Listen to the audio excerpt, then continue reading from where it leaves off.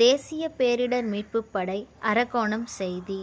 NDRF 04BN demo.